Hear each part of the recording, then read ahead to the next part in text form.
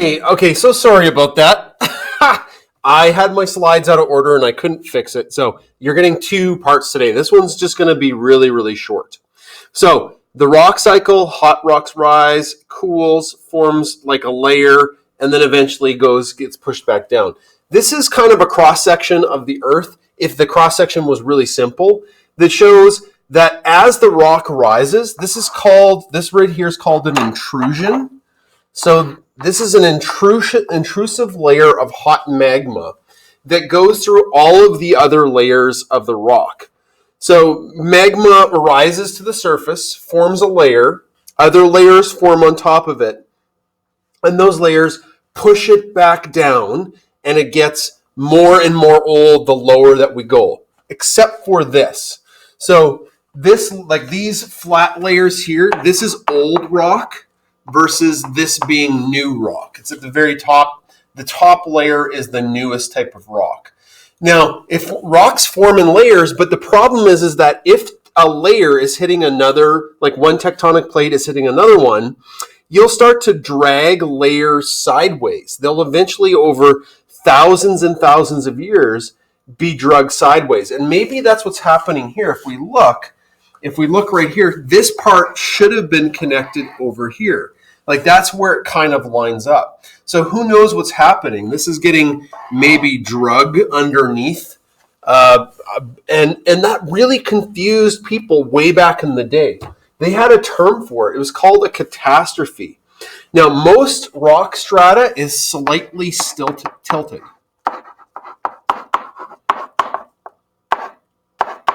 And strata just means like a layer, like a sandwich. And people back, this is relatively newly discovered, like only a couple hundred years ago, people would look at tilted rock, they would look at nice strata like this, and then all of a sudden the strata would start to go like this, and they wouldn't know what was going on, why the rock would form like that. You might be saying, how can they see inside a rock? This would be like on canyon walls.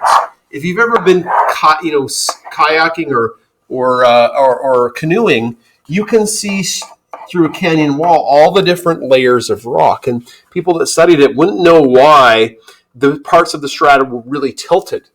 And what they thought was there was just Earth's past was full of horrific earthquakes and constant volcanic eruptions. And that was true for the volcano thing, but not the overwhelming lots of earthquakes. And it was called catastrophism. It was an actually true part of geology that people thought was a thing. We now know it's the rock cycle that causes strata to be tilted. You might have a massive chunk of rock that all has nice strata that's formed from hot rock rising, forming a layer, hot rock rising, forming a layer, hot rock rising, forming a layer, and that crushes it down.